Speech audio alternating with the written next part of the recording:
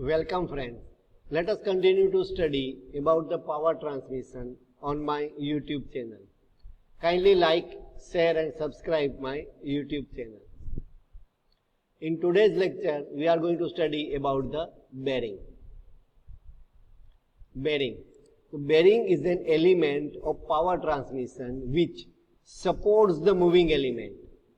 Movement can be rotary or sliding. So bearing is nothing but element which supports the moving element, and the moving element can be rotary or it can be sliding. It reduces the friction between moving element. So it reduces the friction between the rotary moving element. It also reduces the friction between the sliding moving element, and it provides the support against the axial load and the radial load. So now it provides the support against axial load and radial load. So what do you mean by the axial load and what do you mean by the radial load? So this is the, you can say, the example of the axial load. So if the load is applied in the direction parallel to the axis of the shaft, then it is known as the axial load. And if load is applied to the, you can say, perpendicular to the axis of the shaft. So this is the axis of the shaft, and the load applied is the perpendicular to the axis of the shaft, then it is known as the radial load. And bearing can provide support against the axial load or against the radial load, both. So it provides against the axial load and radial load both. And in actual practice, it cannot be only axial load, it cannot be only radial load. So in actual practice, in day-to-day or industrial application, it will be the combination of load. That is, it will have some axial load, some radial load. So we have to utilize both kind of bearings, which provide the support against axial load and the radial load both. Now the classification of bearing. Sliding contact bearing, which is also known as the bush or planed bearing, and it provides supports against the sliding movement. So a bearing which provides supports against the sliding movement, then that bearing is known as the sliding contact bearing or bush bearing or planed bearing. Another type of bearing is the rolling contact bearing. Another name are the anti-friction bearing. And this kind of bearing provides the supports against the rotary movement.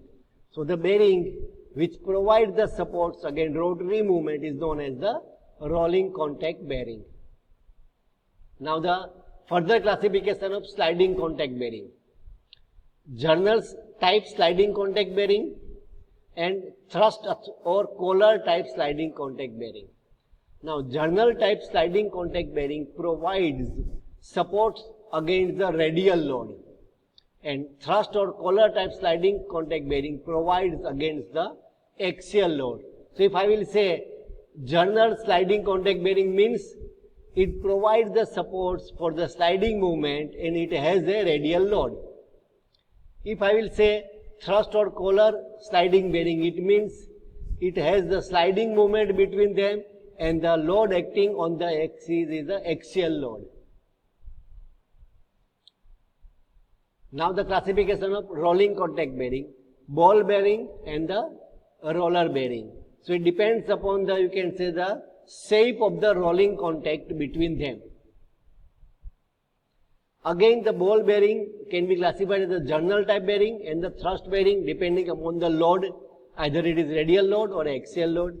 Similarly, roller contact bearing can also be two types, journal bearing and the thrust bearing. Sliding contact bearing, in which it can be the journal bearing and the thrust bearing, where the load applied is the axial load or the radial load. So here in case of journal bearing it is radial load, in case of thrust or collar bearing it is the axial load. A rolling contact bearing. So there are two types as we have studied, ball bearing and the roller bearing. So here in this, it has the, you can say, rolling element, and if the rolling element is spherical, then it is known as the ball bearing, and if the rolling element is the cylindrical, then it is known as the roller bearing.